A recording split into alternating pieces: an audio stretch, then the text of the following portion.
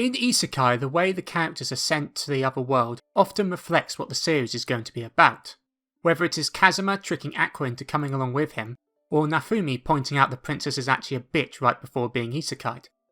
Both help set up what sort of experience the viewer is going to get when watching the series,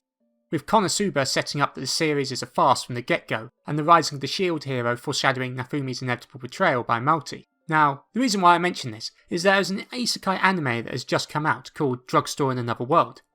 And as you can imagine, the hook is that the main character makes medicines for the community he's in, not illicit substances unfortunately. However, that is not the most interesting thing about this isekai.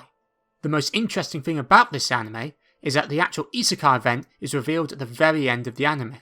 What do I mean by this? Well, it is that the anime series starts with the drugstore opening and the characters already set in their ways, with the series only giving the viewer a short chyron to tell us who each of the characters are, and which one has been isekai'd. Then it just carries on as if it is the second episode of the series rather than the first. Now just for perspective on the source material, in the manga there are 4 chapters explaining and introducing the main character, Nice Kazuma, and his companions. So this is an anime only decision rather than a unique quirk that the series has. Furthermore, the anime does actually adapt these 4 chapters as the last part of the final episode of the series.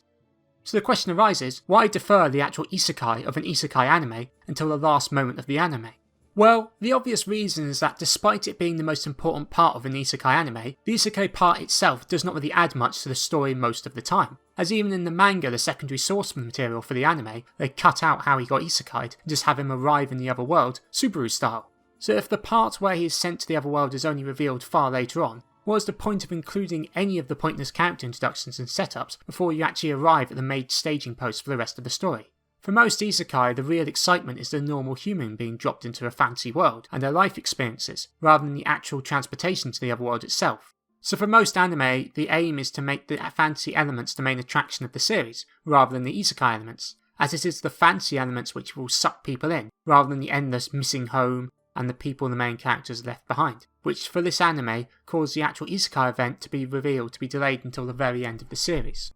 This decision by Studio EMT², a studio whose main claim to fame is being the inspiration behind a Mother's Basement video with over 1 million views, is unusual, and feels extreme, but also reflects a growing trend in anime, which is that since the seasonal anime sphere is becoming even more crowded with new shows, how do you attract viewers to the anime you specifically have worked on? Especially since an anime viewer might only watch 1 episode of your anime before deciding whether or not to carry on watching it.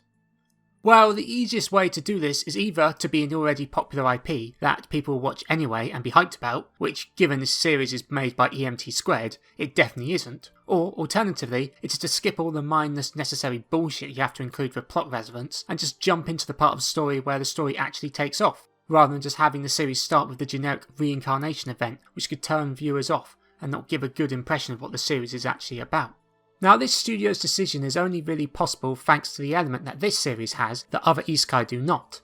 and that is the demographic it is seemingly aiming for, as the way this series is animated with its soft pastely effects makes it reminiscent of I've been killing slimes for 300 years and maxed out my level, but even more childlike. The episodes are broken down into neat little chunks, which coupled with the lack of violence and any real mature sexual jokes and characters creates a feeling that this series is actually aiming for a young demographic. One who have a limited attention span who would watch it 1 section at a time rather than watch a whole episode start to finish. The series starting with a generic isekai event could turn away viewers with short attention spans, whereas if they spend that time having the characters do something fun and interactive, such as making an interesting potion or having some cute moments from the well, it would keep viewers captivated longer than something they'd already seen nearly 1 million times, meaning that they are more likely to keep watching it. However, this focus on demographics has led to the series seemingly completely forgetting that it is an isekai, as apart from the final scene, the main character just rolls with whatever is happening, as if it is your normal everyday occurrence, such as a demon lord appearing in front of him, and having squirrels assist you in alchemy by getting you some nuts. He makes no reference about his family or anyone actually left behind after being isekai'd, unlike actually well-rounded isekai protagonists. It is almost as if this fancy world is all he has ever known, although, that being said, he does occasionally reference our world when making medicine. This has only really been exaggerated by the adaptation, as if the studio had read the Cliff Note version of what the anime was about, and then just stapled on some minor isekai references and the concluding scene after the series was near complete, to make it an isekai rather than just a normal fantasy series. So to conclude, Drugstore Isekai is an isekai series where the isekai has effectively been watered down so much so that the series has effectively become a fantasy anime aimed towards children, with the pivotal isekai and setups being shown at the very end of the series. However, given the history of the anime made by Studio EMT², this is definitely one of their better anime that they have made. If you like cute beast girls, that is.